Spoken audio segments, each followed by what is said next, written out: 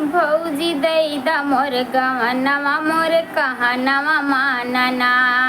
भौजी दैदा मोर गवनवा मोर कहनवा मानना। मोर कहनवा मानना मोर कहनवा मानना। भौजी दैदा मोर गवनवा मोर कहनवा मानना।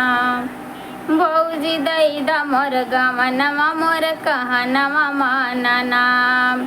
पूस माघ मोर तड़पत बीते लागे मास फगुनवा। पूस माघ मोर तड़पत बीते लागे मास फगुनवा। चैत मास मोर चैन न आवे बैसाख गरम महीनवा। चैत मास मोर चैन न आवे बैसाख गरम महीनवा। टप टप चुवेला पसीनवा मोर कहनवा मानना। टप टप चुवेला पसीनवा मोर कहनवा मानना। भौजी दैदा मोर गवनवा मोर कहनवा मानना। भौजी दैदा मोर गवनवा मोर कहनवा मानना। मोर कहनवा मानना मोर कहनवा मानना। भौजी दैदा मोर गवनवा मोर कहनवा मानना। भौजी दैदा मोर गवनवा मोर कहनवा मानना। बीत गया आषाढ़ मास अब आया सावन सुखद महीनवा। बीत गया आषाढ़ मास अब आया सावन सुखद महीनवा। बिरह के बादल नभ में छाए बिरह के बादल नभ में छाए बरसे रात अगनवा। भीजे सारा मोर बदनवा मोर कहनवा मानना। भीजे सारा मोर बदनवा मोर कहनवा मानना। भौजी दैदा मोर गवनवा मोर कहनवा मानना। भौजी दैदा मोर गवनवा मोर कहनवा मानना। मोर कहनवा मानना मोर कहनवा मानना। भौजी दैदा मोर गवनवा मोर कहनवा मानना। भौजी दैदा मोर गवनवा मोर कहनवा मानना। भौजी दैदा मोर गवनवा मोर कहनवा मानना।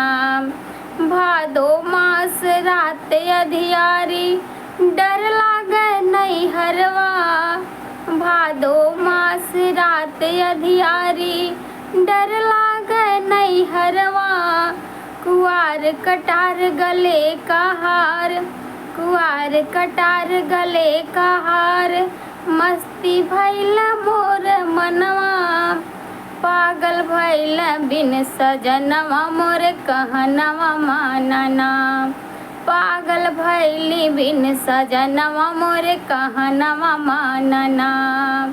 भौजी दैदा मोर गवनवा मोर कहनवा मानना। भौजी दैदा मोर गवनवा मोर कहनवा मानना। मोर कहनवा मानना मोर कहनवा मानना। भौजी दैदा मोर गवनवा मोर कहनवा मानना। भौजी दैदा मोर गवनवा मोर कहनवा मानना।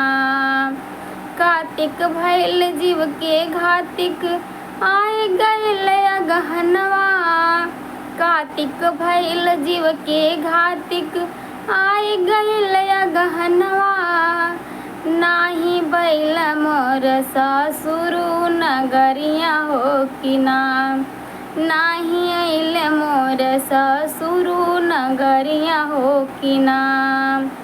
भौजी दैदा मोर गवनवा मोर कहनवा मानना। भौजी दैदा मोर गवनवा मोर कहनवा मानना।